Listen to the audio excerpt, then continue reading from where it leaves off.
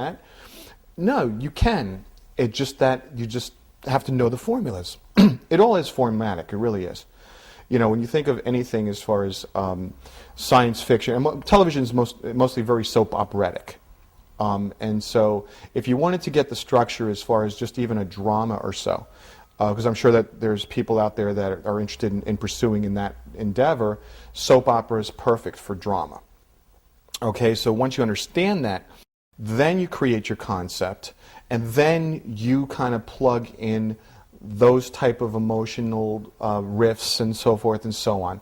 Now, we had talked about in the previous lecture as well in Think Behind the Ink about subplots and plot structures, and so I highly recommend for you to check that out as well, because the core of this material, just as the core of the next in this series, which is Marketing Your Magic, are for those key areas. So if you have all three, then you pretty much have the core of creativity, the thinking out of the box.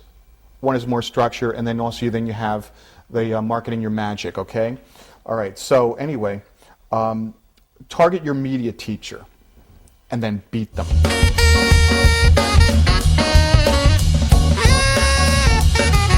What that means is that targeting your media teacher and beating them means that what you're going to do is that you find someone that you put on a pedestal as far as that creative genius.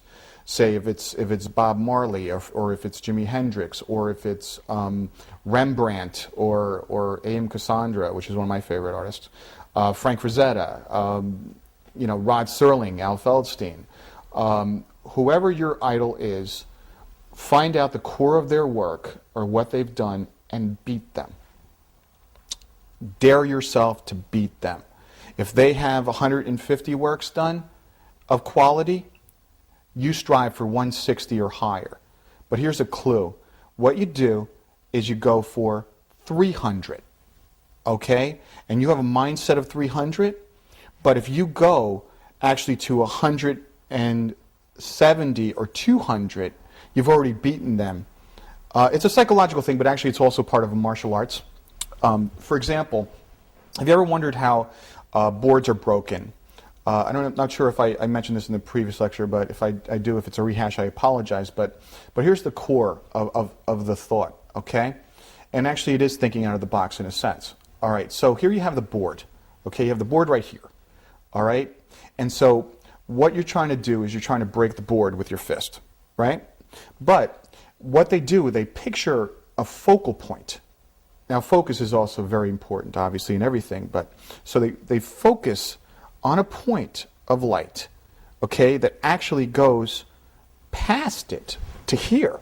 So when you impact here, you're not impacting, you're not even really seeing the board, you're going past it to the point of where you set the force. And that's how you do it. It's basically a psychological thing.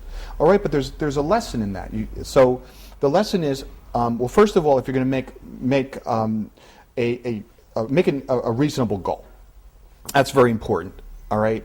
So say if your mentor, that you want to beat as far as to be better, if they have X amount of work produced, you go over it a little bit more, say maybe 250. All right. But if you still do 180 of quality, you've beaten them. But you actually have gone beyond it by striving to reach that point as the fist goes through the board.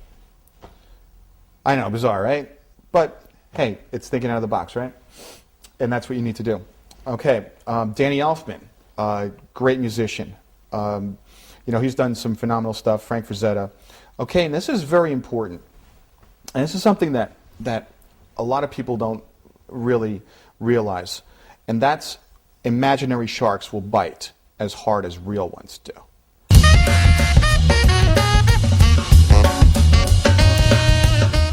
What does that mean? That means that if you're fearful of something, that it can be just as impactful of the actual event. Okay, and that's the way the mind works. And also you have to understand the subconscious mind, okay, doesn't know how to distinguish between what is real and what is fantasy. All right, so if you have different traumas or different things or different failings or so, or you keep saying, oh, I'm not ready for this, I can't handle this, so forth and so on, your subconscious is being fed this. So it's like, oh, well, if Darryl doesn't want to be successful, then I have that mindset that's already in the subconscious that I'm going to do everything to distract Darryl because Darryl doesn't want to be successful, and I'm the subconscious mind, and I have no differentiation. But if you have a positive mental attitude and you have a focus of success, all right, that the subconscious can be trained, all right? And just as the subconscious can be trained as far as that success component, it also can be trained as far as the creative component. So the more creativity that you aspire to, the greater that energy is inside you, and that it'll help with the thinking out of the box. Okay, there's one more point that's very, very important. Always learn what you believe and prove it. Okay, if you learn something, like say you learned something as far as music, you heard something, music. There was a band, I was listening to their music, and so what happened is the music went down and the singer went up, and it had sort of a kind of interesting fusion of the two. All right, so now if I'm writing a piece of music or so and I really like that, I'm going to incorporate that, or maybe do it the other way where the voice goes bass and the music goes high, or so, just to do something different, or to incorporate what I learned. Okay, so always learn what you believe and prove it. So if you have a desire and you believe in it, all right, and you've done all the learning process and what have you, now it's time to prove it. I mean, anything as far as in life, it pretty much is action. Words are cheap, action is gold. Okay? You may say that, oh, well, I'm a great musician, I feel I'm really a great musician. Well, prove it. Well, what have you done? Well, I'm working on this little piece here and whatever. No. Work at it. Have product. Get to a point of comfortability in your own skin.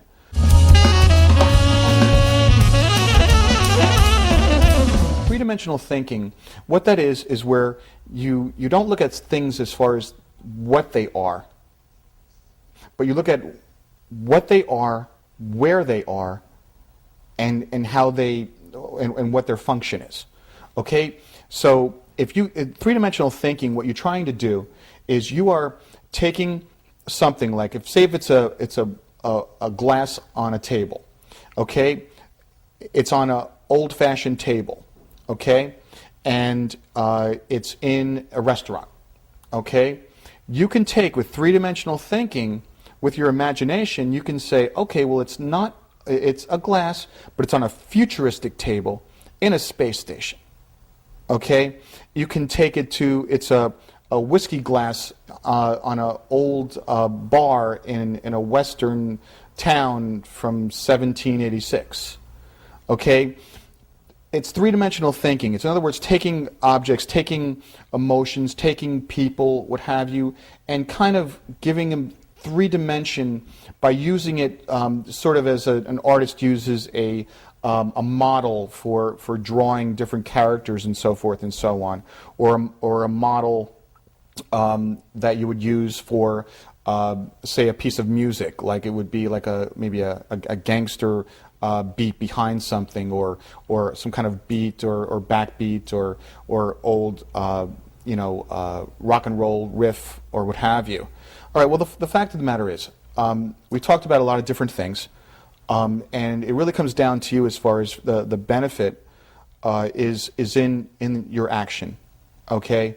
The old adage where I can show you and tell you how I've learned from 30 some odd years of successful writing and music and advertising and sales and what have you, but it's your application to these things that is going to help and enhance your quality of creative life.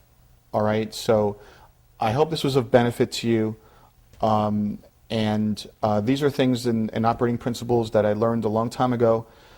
Some I learned the hard way. Others I was blessed by getting from other people as far as their sensibilities. All right. So anyway, I hope I gave you kind of an idea of how to think out of the box. And so it's your responsibility to act upon what you know, look beyond what you know, and start thinking out of the box. Okay? So we'll talk later in the next lecture. And thanks again. It's an honor. It really is an honor to share this knowledge. And that's why I had talked to director, a producer, to do this, because I felt that you get to a certain level of responsibility, and then you have to share this knowledge. So I hope that I've inspired some people out there, and if not, they can laugh, shoot spitballs at the screen, whatever. Okay. Anyway, thanks. Bye.